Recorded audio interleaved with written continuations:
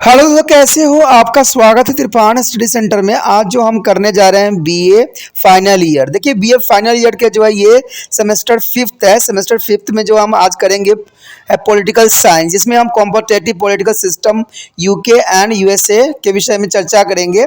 इसमें जो हमारा आज सिलेबस रहेगा वो रहेगा आपको जो ब्रिटिश में जो पार्टियां हैं उसके विषय में हम यहाँ चर्चा करेंगे। तो ये टॉपिक आज बहुत बहुत महत्वपूर्ण होने वाला है, क्योंकि पार्टियां जो है वो काफ़ी महत्वपूर्ण योगदान देती है राजनीतिक में। तो ये विषय पे जो है हम चर्चा करेंगे और जानेंगे कि इंग्लैंड में कौन कौन सी पार्टी है और इसका क्या महत्व है और इसमें क्राउन्स का क्या अपना महत्वपूर्ण योगदान है। तो ये चैप्टर जो है कई मायने में इम्पोर्टेंट रहेगा, क्योंकि ये बीए फाइनल ईयर के बच्चों के लिए, फिफ्थ सेमेस्टर के बच्चों के लिए है। तो इसको देखना आपके लिए बहुत फ़ायदेमंद रहेगा।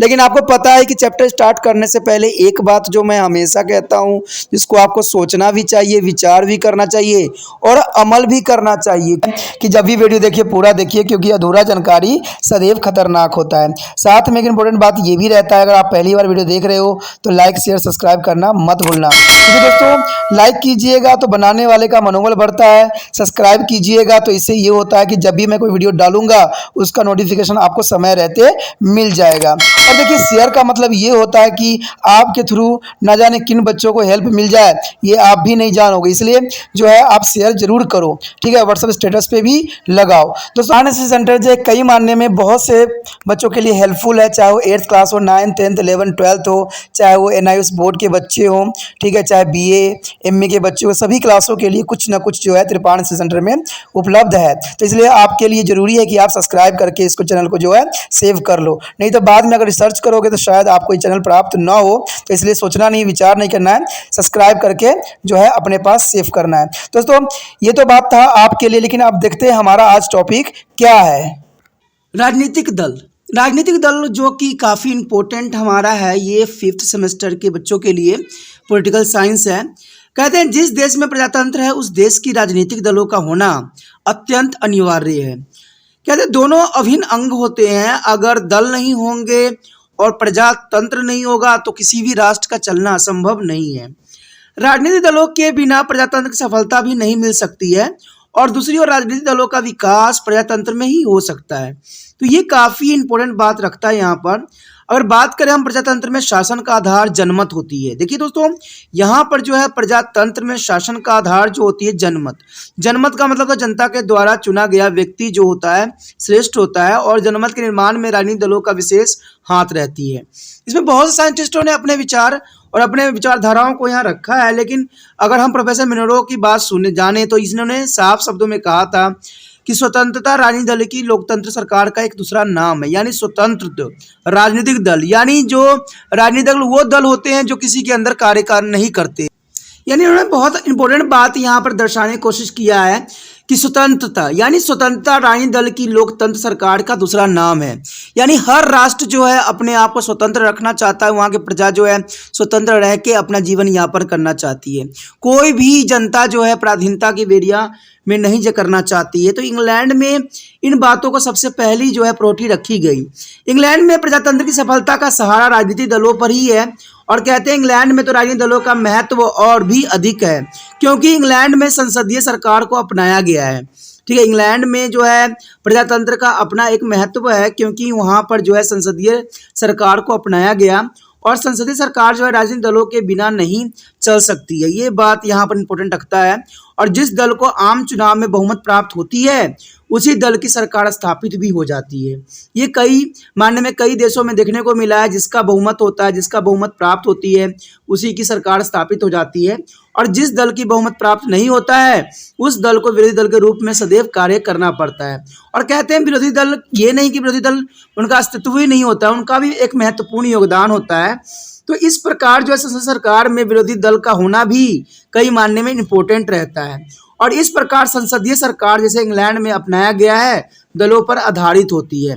दलों के बिना संसदीय सरकार को चलाना कठिन नहीं बल्कि असंभव सी मानी जा सकती है, क्योंकि अगर इसमें अगर दल नहीं बनाया गया तो दल नहीं रहेगा तो संसदीय सरकार को चलाना बहुत ही मुश्किलों का सामना करना पड़ सकता है। इंग्लैंड में अगर देखा जाए तो राजनीतिक दलों की महत्व दिन पर दिन बढ़ता ही चला जा रहा है। आज इंग्लैंड में दो प्रमुख राजनीतिक दल हैं जिनको हम अनुदारवादी यानी कंजर्वेटिव्स पार्टी कहते हैं, और दूसरा जो है श्रमिक दल यानी लेबर पार्टी। ये दो दल जो है काफ़ी इंग्लैंड में अपना जो है प्रभुता स्थापित कर चुकी है, ठीक है, जिनमें अनुदारवादी यानी कंजर्वेटिव्स पार्टी है और एक लेबर पार्टी है। लेकिन इसके अतिरिक्त भी कई पार्टी हैं, जैसे कि इन दलों के अतिरिक्त वहाँ पर जो है आपको दिखेगा उदारवादी दल, साम्यवादी दल तथा एक जो है लिबरल सोशल डेमोक्रेटिक पार्टी भी सम्मिलित है। तो कहते हैं यहाँ पर जो ये पार्टियाँ हैं और उनकी क्या महत्व है, तो ये जानना आपके लिए बहुत ही रोचक रहेगा।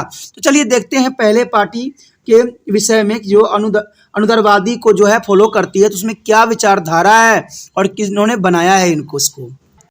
तो यहाँ सबसे पहले पार्टी हमारे समक्ष आया है अनुदारवादी दल। देखिए, इंग्लैंड के राजनीतिक दलों की संगठन एवं नीतियाँ के बारे में जानना अत्यंत रोचक रहेगा और समझ के लिए भी जरूरी है, क्योंकि अगर आप पोल साइंस के स्टूडेंट हो, अगर फाइनल ईयर में 5th सेमेस्टर में हो, तो ये जानना आपके लिए अत्यंत महत्वपूर्ण हो जाता है कि कौन सी पार्टियां और क्या इसका महत्व है और क्यों इस पार्टियों की जो है इतनी विशेषता इंग्लैंड में रखी गई है। तो सबसे पहले तो हमारा यही आता है अनुदारवादी दल। देखिए, अनुदारवादी दल कंजर्वेटिव पार्टी के नाम से जाना जाता है और इसको जेंगनस के अनुसार ये बात बताया था उन्होंने कि जब सन 1912 में हिग दल यानी विंग्स को प्रभुता काल में जो है सुधारवादी अधिनियम पास हो गया, तो चौधरी दल की अनुयायियों ने यह आवाज़ बुलंद की कि ब्रिटिश संविधान का अस्तित्व खतरे में है, और उस समय उन्होंने उसकी रक्षा के रूप में अपने दल का नाम जो है कंजर्वेटिव्स अथवा रक्षा करने वाला रख दिया। यानी उसी समय से जो है इसकी उत्पत्ति हो गई, क्योंकि उस समय रक्षा करने के लिए किसी न किसी पार्टी का जो है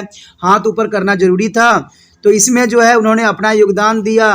कहते हिग दल्स के विंग्स के प्रभुता काल के सुधारवादी अधिनियम पास हो गया और टैरी दल के अनुयायियों ने ये आवाज़ बुलंद की कि ब्रिटिश का अस्तित्व खतरे में है और उनके लिए एक नया दल की आवश्यकता है। तब जाके जो है कंजर्वेटिव्स अर्थात रक्षा करने वाली पार्टी की जो है यहाँ पर बुलंद हुआ और ये सामने आया। कहते हैं इंग्लैंड के राजनीतिक दलों में अनुदारवादी दल को मुख्य स्थान प्राप्त है। मई 2010 के चुनाव में अनुदार दल ने लिबरल डेमोक्रेटिक पार्टी के समर्थन से सरकार का निर्माण भी किया था, और इस दल के समर्थन में मुख्यतः जमींदार, जागीरदार, बड़ी बड़ी मिलों के मालिक, व्यापारी, चर्च के पादरी शामिल थे। तो ये बहुत काफ़ी इंपॉर्टेंट बात था कि लिबरल डेमोक्रेटिक पार्टी की जो है आगे बढ़ाने के लिए जो है इनमें कई लोगों के ने अपना महत्वपूर्ण योगदान दिया था, जिसमें जमींदार, ठीक है, जागीरदार, बड़ी बड़ी मिलों के मालिक और सबसे बड़ा इंपॉर्टेंट बात जो था पादरी का होना, क्योंकि पादरी का होने का मतलब ही था कि जीत हो जाना।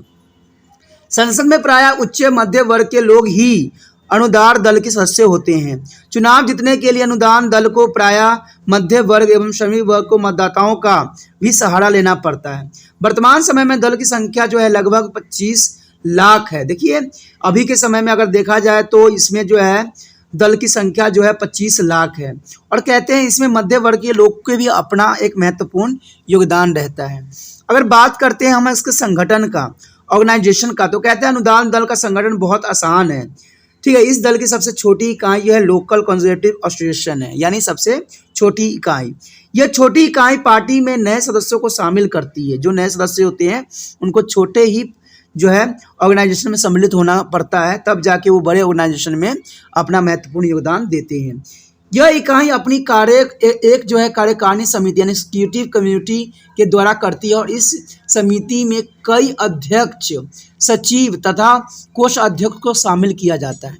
यानी ये पार्टी जो है मैक्सिमम कई लोगों के महानता सोच विचार से चलती है। उसमें अध्यक्ष भी होता है, सचिव भी होता है और कोष अध्यक्ष भी सम्मिलित किया जाता है।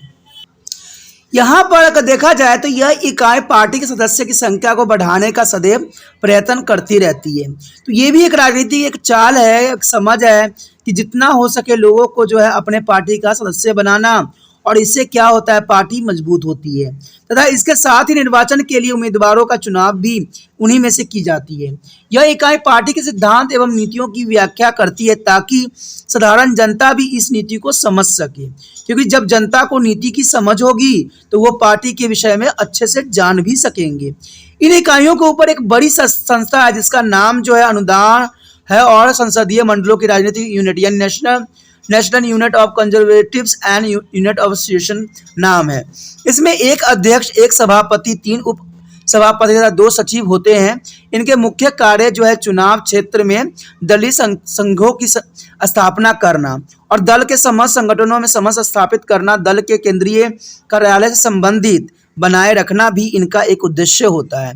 इसका सम्मेलन प्रतिवर्ष होता है और इसकी एक केंद्रीय परिषद यानी सेंट्रल काउंसिल तथा एक कार्यकारी समिति एग्जीक्यूटिव कमेटी होती है। केंद्रीय परिषद में नेता, दल के अधिकारी, संसदीय कार्यकारी समिति, तो सारे जो होते हैं इसमें सम्मिलित होते हैं। इनका एक महत्वपूर्ण स्थान भी होता है क्योंकि सारे सम्मिलित रहते हैं और सारे निर्वाचित रहते हैं, तो इसका अपना एक काम होता है। अगर देखा जाए इनकी ये जो है प्रत्येक निर्वाचन क्षेत्रीय संगठन के 4 प्रतिनिधित्व आदि सम्मिलित होते हैं। केंद्रीय परिषद की कुल संख्या लगभग जो है 6000 होती है और केंद्रीय परिषद सेंट्रल काउंसिल दल की जो है शासकीय निकाय यानी गवर्निंग बॉडी है, परंतु इसका आकार बड़ा होने के कारण इसकी महानता न होने के बराबर है। इसकी अधिवेशन वर्ष में 2 बार होता है और राष्ट्रीय संगठन की यह कार्यकारिणी समिति होती है कि जिसकी सदस्य की संख्या 150 है। ये सदस्य मुख्यतः प्रांतीय क्षेत्र से आते हैं और कार्यकीय समिति वास्तव में दल के शासन को संचालित करने वाली होती है और इसका अधिवेशन प्रति मास होती है। देखिए, अगर राजनीतिक में बने रहना होता है तो पार्टियों का ये होता है कि जनता के समक्ष और जनता के विश्वासों पे खड़ा होना भी जरूरी है। तो ये पार्टी ने बहुत ही इसको सहजता के साथ इस बात को आगे उठाया है क्योंकि इसका काम ये भी होता है कि जनता के साथ मिलना और जनता के साथ विचार विमर्श करना और जनता के लिए वोटिंग करना। तो ये सारी बातें जो है जनता के सामने अपने आप को रिप्रेजेंट करने के ही सवाल आता है। तो यहाँ पर कॉन्स्टिट्यूटिव पार्टी जो है काफ़ी इम्पोर्टेंट बन के उभर रही है। अगर बात यहाँ पर हम करें अनुदान दल के अंदर सबसे महत्वपूर्ण व्यक्ति दल का नेता होता है। दल का नेता 1 वर्ष के लिए नहीं चुना जाता है बल्कि एक बार नेता चुना जाने पर तब तक नेता रहता है जब तक कि उसकी मृत्यु नहीं हो जाती। तो ये यहाँ पर काफ़ी इम्पोर्टेंट बात है कि जब तक इंसान की मृत्यु न हो जाए तब तक जो है वो त्याग पत्र नहीं देता है। दल का नेता बहुत शक्तिशाली होता है। नीति निर्माण का कार्य प्राय नेता ही करते हैं और कार्यकारी समिति के सदस्य उसके सलाह के रूप में कार्य करते हैं और दल का नेता एक कार्यकारिणी समिति यानी एग्जीक्यूटिव कमेटी की नियुक्ति भी करता है जिसमें समस्त व्यावसायिक समितियों के अध्यक्ष सम्मिलित होते हैं। दल का नेता ही प्राय अपने दल के हाउस ऑफ कॉमन्स में नेता होता है, यानी हाउस ऑफ कॉमन्स में नेता होता है जो कि इंग्लैंड के पार्लियामेंट को रिप्रेजेंट करता है। और कहते हैं 1979 ईस्वी में आम चुनाव में यानी 1979 में आम चुनाव में अनुदान दल के कॉमन सदन में जो है 339 सीटें प्राप्त हुई थी, यानी 339 सीटें इसको प्राप्त हुई थी और अनुदान दल की नेता श्रीमती जो है थैचर प्रधानमंत्री बने। यह पहला अवसर था जब महिला ब्रिटेन की प्रधानमंत्री बनी और जून 1983 और जून 1987 के चुनाव में अनुदान दल के प्रधानमंत्री थैचर के नेतृत्व में ऐतिहासिक विजय प्राप्त भी किया। कहते हैं अप्रैल 1992 के चुनाव में अनुदान दल की प्रधानमंत्री जॉन मेजर के नेतृत्व में बहुमत प्राप्त हुआ और सन जो है मई 1997 में कॉमन सदन के चुनाव में अनुदान दल के प्रधानमंत्री जॉन मेजर को नेतृत्व में करारी हार का भी सामना करना पड़ा। यह पार्टी कॉमन सदन की कुल संख्या का 659 सीटों से मात्र 165 सीटें ही प्राप्त कर सकी, जो कि बहुत बड़ी हार यहाँ पर देखने को मिल सकता है। अनुदान दल की हार का महत्वपूर्ण कारण यह रहा कि प्रधानमंत्री जॉन मेजर राजनीतिक तूफान की गहराई और समय के साथ बदली हुई मतदाताओं की भावनाओं को नहीं समझ पाए। अनेकों मंत्रियों की भ्रष्टाचार और रंगरलिया के आरोपों के कारण त्याग पत्र देने पड़े, जिससे अनुदान दल की सरकार की स्थिति खराब हो गई और जून 1997 में अनुदान दल के जॉन मेजर की जगह विलियम हेगा की सरकार की स्थापित खराब हो गई और विलियम हेगा को अपना नेता चुन लिया गया। विलियम हेग जो है पिछले लगभग 150 वर्ष में अनुदान दल के सबसे युवा नेता हैं और मई 2005 के आम चुनाव में पुनः इस दल को पराजय का सामना करना पड़ गया, परंतु मई 2010 के चुनाव में अनुदान की 304 सीटें प्राप्त हुई और इस पार्टी के नेता David Cameron liberal democratics party के समर्थन से प्रधानमंत्री बने। और कहते हैं 2015 में हुई चुनाव में अनुदान दल के स्पष्ट बहुमत प्राप्त हुआ और तथा डेविड कैमरॉन जो है पुण्य प्रधानमंत्री बने। तो इस तरह से जो है इनके उतार चढ़ाव देखने को मिला। उसके पश्चात जब कहते हैं जून 2017 में हुए चुनाव के बाद अनुदान दल के जो है डेमोक्रेटिक यूनियनिस्ट पार्टी के साथ मिलकर थेरेसा मे के नेतृत्व में गठबंधन सरकार का निर्माण किया। दिसंबर 2019 में हुए कॉमन सदन के चुनाव में इस दल के पुण्य बहुमत प्राप्त करके ही श्री बोरिस जॉनसन को नेतृत्व में सरकार बनाई गई। तो ये काफ़ी इंपॉर्टेंट था इस पार्टी का। कहते हैं केंद्रीय कार्यालय, कहते हैं सेंट्रल ऑफिस, अनुदान दल का केंद्रीय कार्यालय जो है 32 स्मिथ स्क्वायर लंदन में स्थित है।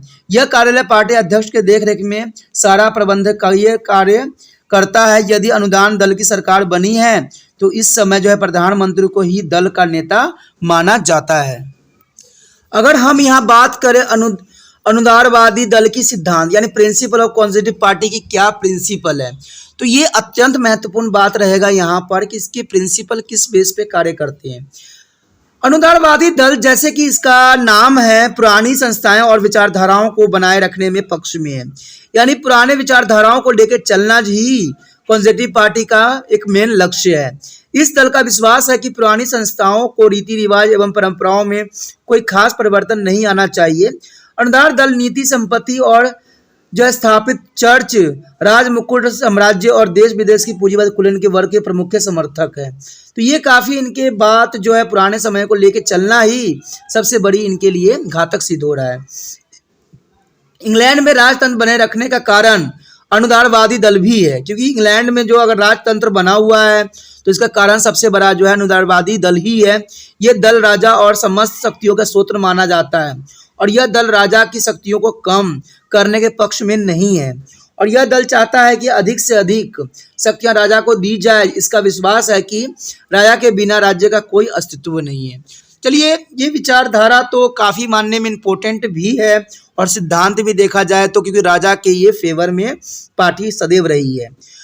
अनुदार दल जो है इंग्लैंड के चर्च की स्थिति को बनाए रखने के पक्ष में भी है, क्योंकि उनको पता है कि अगर चर्च जिनके हाथों में होती है उन्हीं की जो है सरकार बनी रहती है, क्योंकि चर्च के सदैव पुराना संस्थाएं और जो है रूढ़ियों का समर्थन किया है। इस दल के अनुसार सभी नागरिक चर्च के अधीन है, सभी नागरिक जो होते हैं चर्च के अधीन होते हैं। अनुदान दल हाउस ऑफ लॉर्ड्स के समर्थन करता है। इसके अनुसार लॉर्ड्स के समाप्त करने की आवश्यकता नहीं है। इसके स्थान पर यह दल इस सदन को जो है अधिक शक्तियां देने के पक्ष में है, क्योंकि जितना अगर सदन को शक्तियां दिया जाए वो उतना पावरफुल होगा। अनुदार दल के सरकार के समाजवाद की नीतियों का सदैव समर्थन किया है और सन 1947 में जब भारत को स्वतंत्र दी गई तब अनुदार दल के नेता चार्ल्स का इसका विरोध भी किया था कि भारत को क्यों स्वतंत्रता दी गई। इस दल के सिद्धांत के अनुसार जिस देश पर इंग्लैंड का अधिकार है वह अधिकार परमाधिकार है और सदैव रहना ही चाहिए। ये विचार था इस दल का। कहते हैं जून 1970 में पद ग्रहण करने के बाद अनुदार दलीय लीड सरकार के द्वारा पश्चिमी यूरोप के राज्य के साथ संबंध स्थापित करने की नीति अपनाई गई और इसी के अंतर्गत ब्रिटेन में यूरोपियन साझा बाजार यानी ECM की सदस्यता प्राप्त की। अपने त्याग पत्र से पूर्व 1974 में हित मंत्रिमंडल की एशिया से अमेरिका के साथ सैन्य शक्ति बढ़ाने की योजना भी बनाई गई थी। अगर देखा जाए अनुयायी दल यानी नीति संपत्ति का समर्थन करता है। इसके अनुसार सरकार को जो है निजी संपत्ति में हस्तक्षेप करने का कोई अधिकार नहीं होना चाहिए। उद्योग का राष्ट्रीयकरण यानी नेशनलाइजेशन नहीं होना चाहिए। इस दल ने प्रत्यक्ष करों का सदा विरोध किया है और इस प्रकार अनुदान दल राजा, साम्राज्य, स्थापित चर्च, निजी संपत्ति, पुरानी परंपराएं का भी समर्थन किया है। इसमें डॉक्टर फाइनर्स का कथन है कि अनुदान दल का सारा उन सामाजिक संस्थाओं में खोजा जाना चाहिए जिनके यह दल सामान्य अनुदान करता है तथा उसकी जो है प्रगति के प्रति दृष्टिकोण में यह दल चाहता है कि इंग्लैंड में क्राउन की सत्ता बनी रहे, यानी राजा का सत्ता सदैव यहाँ पर बने रहे। और देखा जाए तो ये भारत की स्वतंत्रता के भी खिलाफ था और राष्ट्रीय एकता रहे और व्यक्तिगत संपत्ति में राज्य का अस्तित्व न हो। तो ये बातें जो थी इस पार्टी की मुख्य विशेषताओं में से एक थी। कहते 1979 के आम चुनाव के अवसर पर अनुदान दल के नेता ने खुलकर समाजवादी व्यवस्था का विरोध भी किया था। वास्तव में अनुदान दल की जीत का मुख्य कारण भी यही था। श्रीमती थैचर के अनुसार जो है चुनाव अभियान के दौरान दावा किया गया था कि समाजवाद को ब्रिटेन को बचाने का ये अंतिम मौका है। उन्होंने करों में कटौती करने और मजदूर यूनियनों पर कुछ पाबंदी लगाने और मजदूरों को अधिक काम करने प्रोत्साहित करने तथा पूंजी निवेश के लिए सुविधाएं देने का अवसर दिया।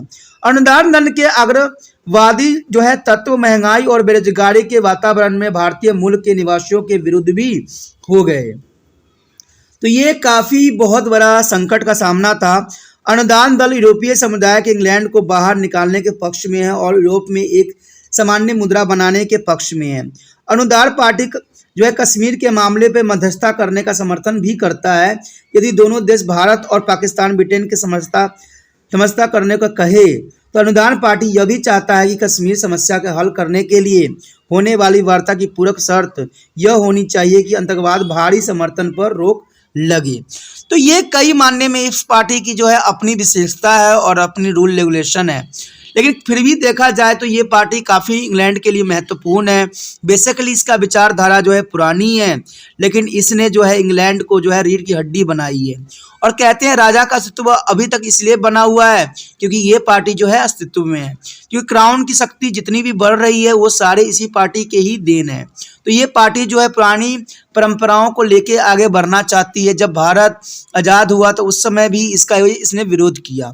और कहते हैं यहाँ तक कि कश्मीर की जो समस्या है भारत पाकिस्तान पे, तो इस पे भी ये अपना मध्यस्थता का काम कर रही है। तो इस प्रकार जो इस पार्टी का जो है बहुत महत्वपूर्ण है इंग्लैंड में और इंग्लैंड के पार्टियों में। तो ये हमारा इम्पोर्टेंट था। अगला हमारा पार्टी है श्रमिक दल। इसी के साथ जो है दोस्तों हमारा टॉपिक आज खत्म हो रहा है। ठीक है, अगर आपको अच्छा लगा तो लाइक शेयर सब्सक्राइब जरूर कीजिए। अगर पहली बार अगर आप वीडियो देख रहे हो, पहली बार मेरे चैनल पे आए हो तो सब्सक्राइब करना आपका फर्ज बन जाता है। सब्सक्राइब करने से ये होगा कि जो भी मैं आप क्लास के रिगार्डिंग कोई भी वीडियो डालूंगा उसका नोटिफिकेशन जो है समय समय पर आपको प्राप्त होता रहेगा। अगर सब्सक्राइब नहीं कीजिएगा, अगर आप दोबारा से त्रिपान सेंटर पर आने की कोशिश कीजिएगा तो वहां पर आप त्रिपान लिखिएगा तो जो है वो त्रिपस कर देगा। ठीक है, जो आप गूगल पर सर्च करेंगे तो त्रिपस कर देगा, जिससे वजह से आप जो है मेरे वीडियो का जो है फायदा नहीं उठा पाओगे। तो सोचिए मत, विचार मत कीजिए, सब्सक्राइब कीजिए। आप सोचते होइएगा कि मेरे जो एग्जाम खत्म हो जाने के मेरा क्या जरूरत है त्रिपान स्टडी सेंटर से। ठीक है, तो इसलिए सब्सक्राइब नहीं करने का सोचिएगा, लेकिन दोस्तों ऐसा नहीं है। त्रिपान स्टडी सेंटर जो है बहुत हेल्पफुल है। क्यों? क्योंकि ये जो है आपके 8th class 9th 10th 11th 12th जो आर्ट्स के सब्जेक्ट को कवर करता ही है, प्लस जो है ये NIC बोर्ड के जो है 10th प्लस 2 को भी कवर करता है। साथ में BA जो है फर्स्ट ईयर से लेकर 6 सेमेस्टर तक बच्चों के लिए ये अग्रसर रहेगा आर्ट्स सब्जेक्ट में। तो सोचिए नहीं, विचार नहीं कीजिए, काफी जो है त्रिपान स्टडी सेंटर का फायदा ही फायदा है। ठीक है, अगर आप मुझे प्रोत्साहित करोगे तो आपके लिए मैं तरह तरह के वीडियो बनाऊंगा जो आपको फायदा पहुंचाएगा। एग्जाम के तौर पर मैं आपको जो है पेपर भी आपको सोल्यूशन करके दिखाऊंगा जो आपके लिए फायदेमंद रहेगा। अगर नहीं सब्सक्राइब कीजिएगा, मेरा मनोबल घटेगा, तो हो सकता है कि आपको फिर दोबारा मैं ना वीडियो बनाऊं और आपको फायदा ना पहुंचाऊं। तो अभी भी नहीं सोचिए, मेरा जितना आप फैलाइएगा, जितने दूसरे बच्चों के साथ शेयर कीजिएगा, उतना जो है मैं आपके लिए कार्य करने में अग्रसर रहूंगा। ठीक है दोस्तों, इसलिए सोचिए मत, विचार मत कीजिए, अभी सब्सक्राइब कीजिए और अपने व्हाट्सएप स्टेटस पे लगाइए और दूसरे बच्चों के साथ भी शेयर कीजिए। ठीक है दोस्तों, अपना ध्यान रखना। बाय।